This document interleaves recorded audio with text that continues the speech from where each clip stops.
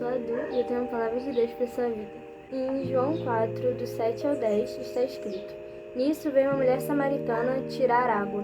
Disse-lhe Jesus: Dá-me de beber, pois seus discípulos tinham ido à cidade para comprar alimentos. Então lhe disse a mulher samaritana: Como, sendo tu judeu, pedes de beber a mim, que sou mulher samaritana? Porque os judeus não se dão com os samaritanos. Replicou-lhe Jesus: Se conheceras o dom de Deus e quem é o que te pede, dá-me de beber, tu lhe pedirias, e ele te daria água viva. Aqui é o contexto de quando Jesus vai à cidade de Sicar, em Samaria, e ele encontra no poço a mulher samaritana, que está tirando água naquele momento. Jesus ele fala sobre aqueles que recebem a água viva, e ele fala que essas pessoas precisam conhecer o dom de Deus. E segundo Romanos 6:23, está escrito: Mas o dom gratuito de Deus é a vida eterna em Cristo Jesus, o nosso Senhor. O dom gratuito de Deus é a vida eterna.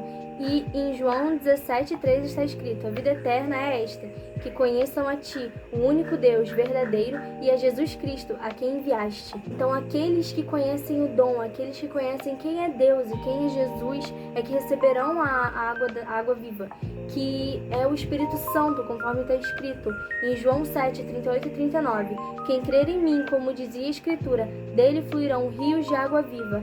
Isso ele disse a respeito do Espírito Santo. Aqui, Jesus está falando que aqueles que recebem do Espírito Santo são os que têm um relacionamento com ele, aqueles que conhecem a ele e que são conhecidos por ele.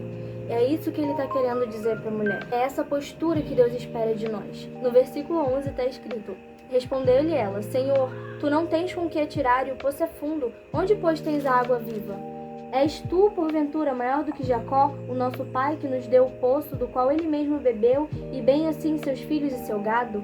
Percebemos que a posição dessa mulher, o coração dessa mulher, era de alguém que não conhecia Jesus. Ela estava olhando aquele que falava com ela e vendo um judeu que se achava maior do que ela e mais digno do que ela, mas não Jesus, o Filho de Deus, o Filho do homem, aquele que abriu mão de sua glória e veio como carne para nos salvar. A partir daí, Jesus diz: Afirmou-lhe Jesus: Quem beber dessa água tornará a ter sede. Aquele, porém, que beber da água que eu lhe der nunca mais terá sede. Pelo contrário, a água que eu lhe der será nele uma fonte a jorrar para a vida eterna.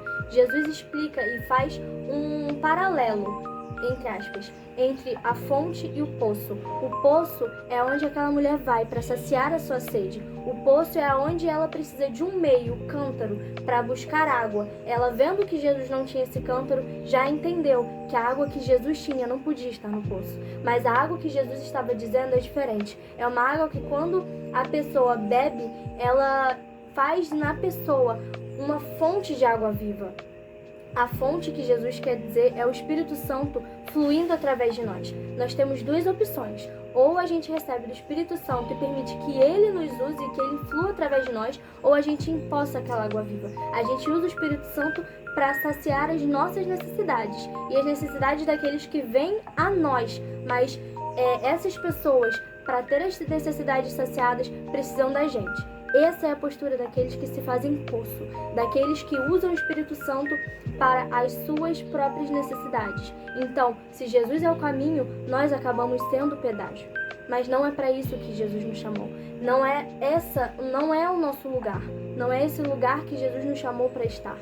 A gente tem que fluir. O Espírito Santo tem que fluir através de nós. É para isso que Jesus nos chamou. Não cabe a nós ser pedágio entre o Espírito Santo e as pessoas. A gente tem que ser apenas instrumento e não um meio pelo qual as pessoas acessam o Espírito Santo.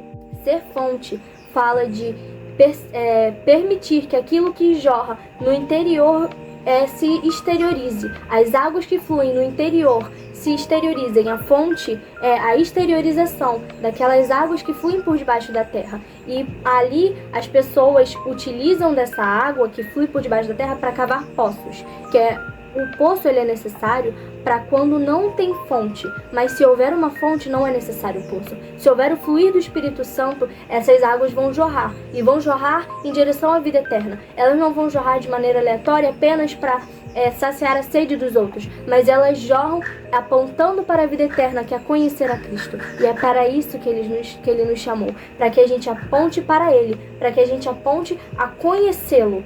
e através de conhecê-lo que as pessoas venham ter a vida eterna. E que se as pessoas provarem da fonte de água viva que nós somos, que essa água produza outra fonte nelas. Então, se eu sou fonte de água viva na minha escola e uma amiga minha provar do Espírito Santo que me usa, se ela provar do Espírito Santo, ela será fonte na casa dela. E dessa maneira, a palavra e as boas novas de Jesus vão ser declaradas ao mundo. E esse é o propósito pelo qual Jesus deseja nos dar a água viva. É para que a gente jorre como fonte, apontando para a vida eterna. E que dessa forma, quem provar da água viva que a gente permitiu fluir, também prove da vida eterna e seja fonte na vida de outras pessoas. É essa continuidade que Deus deseja. Ele não deseja que o Espírito Santo pare na gente. Ele não deseja que a gente seja egoísta e que as pessoas precisem da gente como se Ele precisasse da gente. Porque Ele não precisa, mas Ele escolheu nos usar